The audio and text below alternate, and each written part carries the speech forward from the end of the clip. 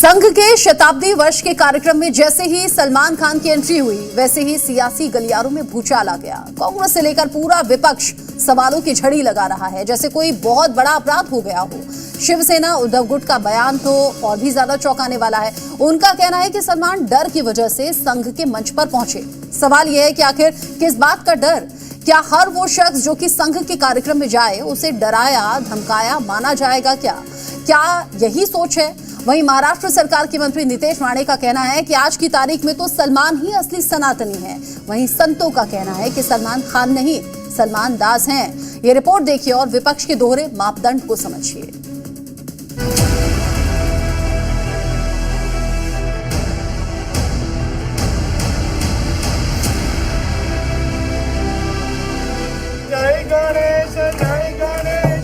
एक तरफ मुसलमान सलमान खान है, दूसरी तरफ बाला साहेब की विरासत संभालने का दम भरने वाले सनातनी उद्धव ठाकरे हैं। लेकिन खबर ये नहीं है, बल्कि जो असली विवाद सुर्खियों में है वो है संघ की शरण में दबंग खान की हाजिरी। खबरें इन तस्वीरों को लेकर हैं। बॉलीवुड के दबंग और हिंदी सिनेमा के सुपरस्टार सलमान खान जब संघ के कार्यक्रम में पहुंचे तो हेडलाइन बन गई, लेकिन इस पर मजहबी सियासत ने नया तड़का लगा दिया। कांग्रेस से लेकर उद्धव सेना तक हर किसी ने सलमान के संघ की शरण में जाने पर सवाल खड़े किए हैं। लेकिन बीजेपी नेता और महाराष्ट्र सरकार के मंत्री नितेश राणे ने तो इसके बाद सलमान को उद्धव से भी बड़ा हिंदू करार दे दिया। सलमान खान उद्धव ठाकरे से ज्यादा हिंदू है ऐसा मानता हूं मैं, क्योंकि उसने हिम्मत तो दिखाई। आरएसएस के कार्यक्रम में आके उन्होंने उधर बैठने की हिम्मत तो दिखाई, पर ये उद्धव ठाकरे साधारण राहुल गांधी के सामने अपने खुद के पिताजी को हिंदू हृदय सम्राट बोलने की भी हिम्मत रखता नहीं है। इसलिए मुझे लगता है सलमान खान उद्धव ठाकरे से ज्यादा बड़ा हिंदू है। सिर्फ नितेश राणे ही नहीं, बल्कि कई हिंदू धर्मगुरुओं ने भी सलमान के भागवत से मिलने का बचाव किया है और उन्हें असली सनातनी बताया है। हिंदू धर्मगुरु तो कह रहे हैं कि उन्हें सलमान खान नहीं बल्कि सलमान दास बन जाना चाहिए। सलमान खान नहीं, अब सलमान दास बन जाना चाहिए उनको। यह 100 वर्ष पूर्ण होने पर, संघ के 100 वर्ष पूर्ण होने पर आवाहन करने पर उनको बुलाया गया तो वो आए। उनकी विचारधारा सनातन धर्म की विचारधारा है। लेकिन नितेश राणे के इस बयान से शिवसेना उद्धव गुट तिलमिला गया। पार्टी नेता संजय राउत ने संघ के कार्यक्रम में सलमान के जाने पर ही सवाल खड़े कर दिए। सलमान खान कब से संघ स्वयंसेवक बन गया? मोदी आने के बाद लोग डर के मारे संघ स्वयंसेवक बनने जा रहे हैं। झंझट नहीं चाहिए बाबा, पंगा मत चाहिए, चलो जाओ, बुलाया है जाइए। और भी मुस्लिम समुदाय को संघ के दरवाजे खुले हो गए। वहीं कांग्रेस और समाजवादी पार्टी का कहना है कि सलमान खान और दूसरे फिल्मी सितारे किसी दबाव की वजह से संघ के कार्यक्रम में पहुंचे, क्योंकि उनके पास इसके अलावा दूसरा कोई चारा भी नहीं था। चाहे वो दिल से जाना चाहते हो ना जानना चाहते हो, लेकिन सरकार का प्रेशर होता है इसलिए गए होंगे। वो चमचेगिरी करने के लिए गए।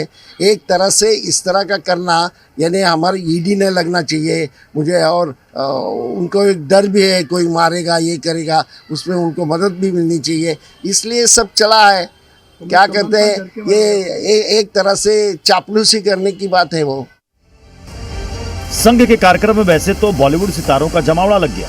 करण जौहर से लेकर जैकी श्रॉफ, विकी कौशल, रवीना टंडन और रूपाली गांगुली तक संघम शरणम गच्छामी करते नजर आए। लेकिन कंट्रोवर्सी की एक और वजह बने सिंगर अदनान सामी।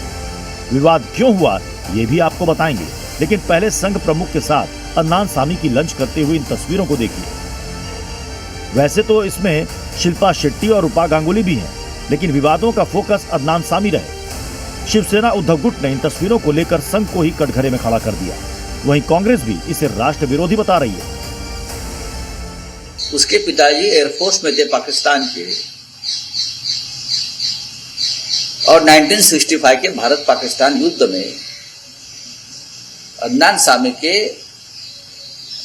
पिताजी ने, अब्बा ने भारत पर बॉम्बिंग किया था। पठानकोट का जो एयरफोर्स का उसका ऊपर बॉम्बिंग किया था, और उनको अपने बगल में लेकर हमारे सर संघ चालक बैठे थे। शायद उनको ये इतिहास मालूम नहीं होगा। दूसरे बहुत से एक्ट्रेसेस थी जिसके ऊपर लुकआउट नोटिस है, भ्रष्टाचार के आरोप है, पोर्न फिल्म बनाने के आरोप है। अब आपको दो तस्वीरें दिखाते हैं जिससे तस्वीर थोड़ी और क्लियर होगी। एक तरफ अदनान सामी संघ प्रमुख के साथ लंच की टेबल पर हैं, दूसरी तरफ उनके पिता अरशद सामी हैं जो पाकिस्तानी सेना के जवानों के साथ दिखाई पड़ रहे हैं। बस इसी तस्वीर ने नया बखेड़ा खड़ा कर दिया है। दावा किया जा रहा है कि अदनान सामी के पिता अरशद सामी पाकिस्तान एयरफोर्स में पायलट थे। 1965 में उन्होंने भारत के खिलाफ युद्ध में हिस्सा लिया था और पठानकोट एयरबेस पर बम बरसाए थे। उनकी बहादुरी के लिए फील्ड मार्शल अयूब खान ने उन्हें सिताराए जुर्रात सम्मान से नवाजा था।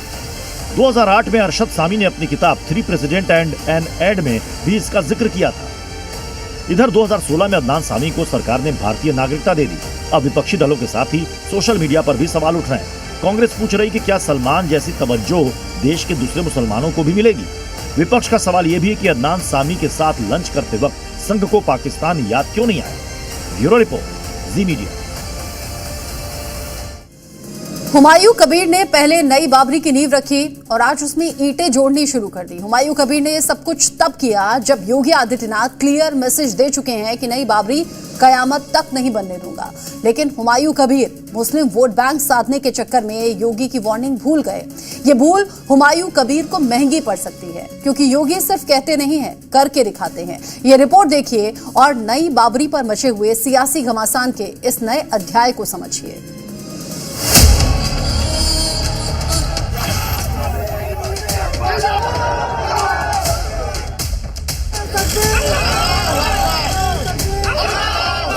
आप देख पा रहे हैं किस तरह से दूर दूर के लोग, मुसलमान लोग यहाँ पे ईंटें ला रहे हैं, जो कि दान करने के लिए यहाँ पे लाया जा रहा है। क्या ये तस्वीरें बाबरी के कयामत चुनने की तस्दीक कर रही हैं?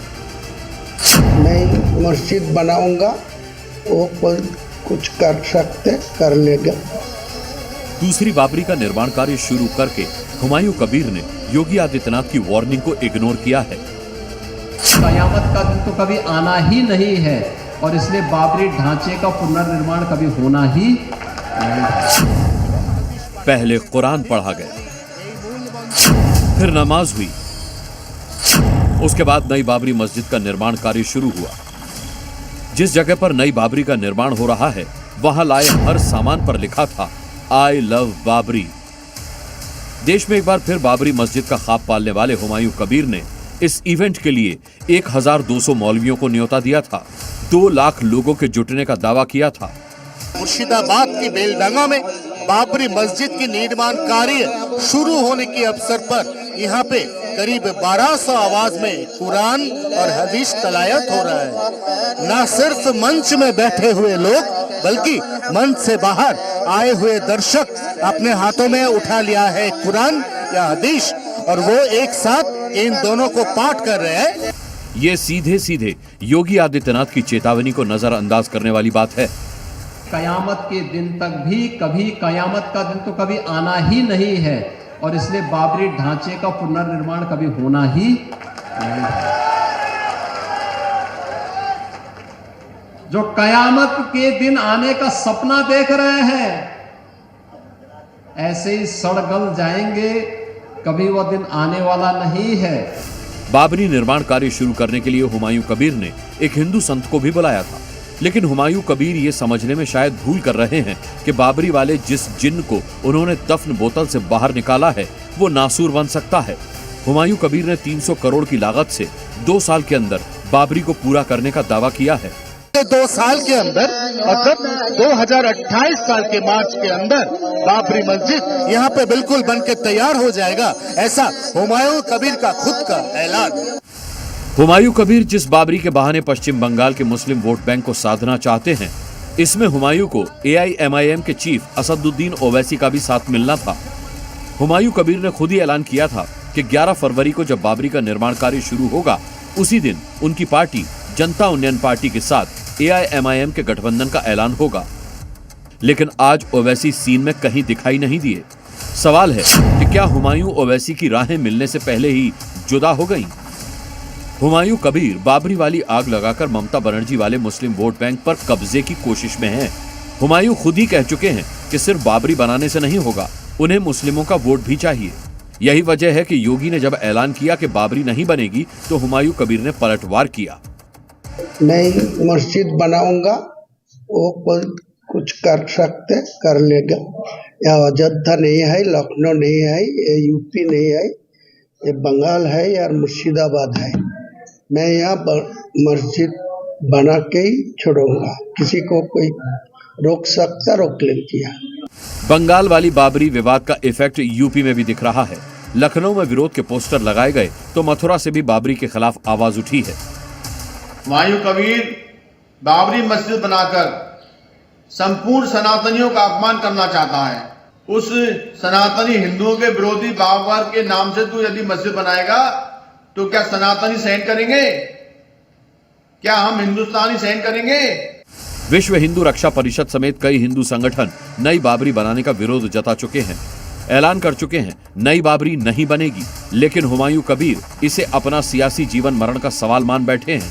हुमायूं कबीर की आंखों में बाबरी से निकलता सिंहासन दिख रहा है, लेकिन आशंका इस बात की बहुत ज्यादा है कि हुमायूं कबीर का बाबरी वाला ख्वाब कहीं ख्वाब ही न रह जाए। सपने देखना और उसे पूरा करना दो अलग अलग बातें हैं, क्योंकि योगी जिसे वार्निंग दे देते हैं, नहीं मानने पर उसका हिसाब किताब भी तय कर देते हैं।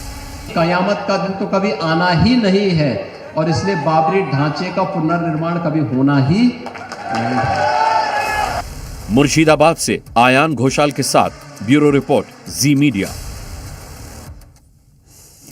वंदे मातरम के 150 साल पूरा होने के मौके पर सरकार ने राष्ट्रगीत के गायन को लेकर नए दिशा निर्देश जारी किए हैं, जिसमें सभी 6 पैराग्राफ गाना अब जरूरी कर दिया गया है।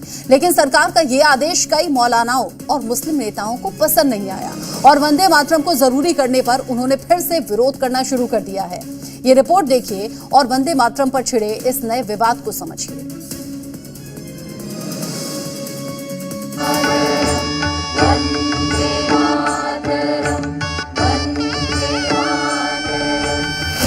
ये हिंदुस्तान है, किसी के बाप की जागीर नहीं है और हिंदुस्तान के हर नागरिक ने, उसके पुरखों ने देश के स्वतंत्रता के लिए संघर्ष किया। इस गीत से क्या हमारी इंडस्ट्री पे कोई फर्क पड़ने वाला है? क्या महंगाई कम होने वाली है? वंदे मातरम पर मजहबी संग्राम।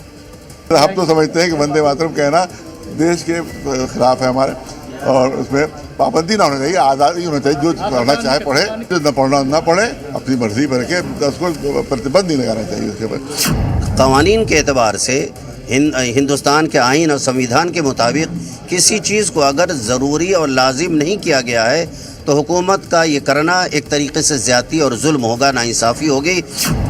सरकारी फरमान, सियासी घमासान। आप दूसरे के ऊपर ये पाबंदी आए थोड़ी कर सकते हो। संविधान में इस बात की स्पष्ट व्याख्या है कि हम अपने धर्म को अपने हिसाब से मानेंगे। राष्ट्रगीत वंदे मातरम, जिसे हिंदुस्तान के आजादी के संग्राम का प्रेरणा स्रोत माना जाता है, जिसे सुनकर आज भी हर भारतवासी के रगों में देशभक्ति की लहर दौड़ती है, लेकिन कुछ कट्टरपंथी सोच के मौलाना और मजहबी राजनीति करने वाले लोग इसको गाने से न सिर्फ हिचकिचाते हैं बल्कि विरोध करते हैं।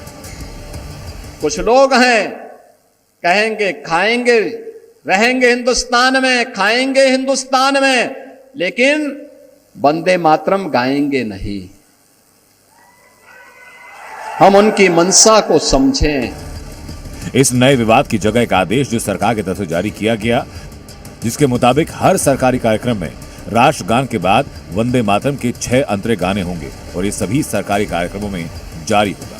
पहले वंदे मातरम, फिर जन गण मन। वंदे मातरम के दौरान खड़ा होना जरूरी होगा। स्कूलों का काम वंदे मातरम से शुरू होना चाहिए। यह आदेश गृह मंत्रालय की तरफ से जारी हुआ, मगर आदेश आते ही इसका विरोध हुआ। युवाओं की मांग थी, जेनजी क्राउड की मांग थी, प्रधानमंत्री मोदी जी ने पूरा किया।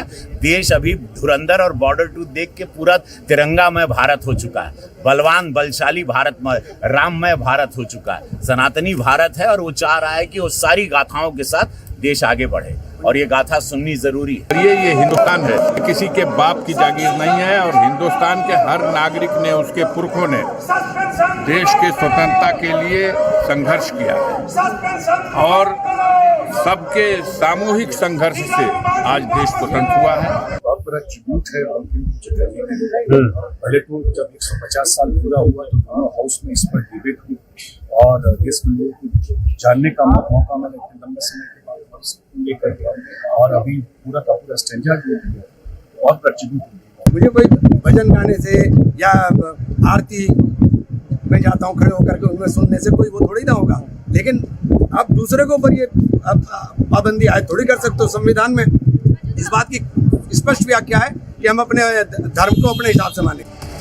वंदे मातरम का विरोध करने वालों में महज सियासी सूरमा नहीं बल्कि मजहबी मौलाना भी हैं, जो राष्ट्रगीत को मजहब से जोड़ रहे हैं। हुकूमत दबाव के जरिए, प्रेशर के जरिए वंदे मातरम लाजिम करना चाहती है तो ये संविधान के विरुद्ध है और हाई कोर्ट के उसूलों का पालन न करना है, बल्कि उसकी भी मुखालफत करना है। जो पढ़ना पढ़े, जो न पढ़ना न पढ़े, अपनी मर्जी भर के उसको प्रतिबंध नहीं लगाना चाहिए। उसके ऊपर आपकी जिसकी मर्जी है पढ़े, अनिवार्य नहीं होना चाहिए, ये गलत है। अनिवार्य होना गलत है, बल्कि होना चाहिए, आज़ादी होना चाहिए, आज़ादी होना चाहिए। वंदे मातरम पर ऐसे विवाद का इतिहास है। जब भी राष्ट्रगीत की बात आती है, धर्म के ठेकेदारों को इस्लाम खतरे में दिखता है और तर्क ये कि मुस्लिम समुदाय सिर्फ अल्लाह के आगे झुकता है। तर्क ये कि वंदे मातरम में हिंदू देवी देवताओं का गुणगान है। तर्क ये कि वंदे मातरम में भारत माता की पूजा का जिक्र है। और एक बार फिर इसी दलील के सहारे राष्ट्रगीत का विरोध है। लेकिन सवाल फिर वही, राष्ट्रगीत को मजहब के चश्मे में तौलना क्या सही है? ब्यूरो रिपोर्ट, जी मीडिया।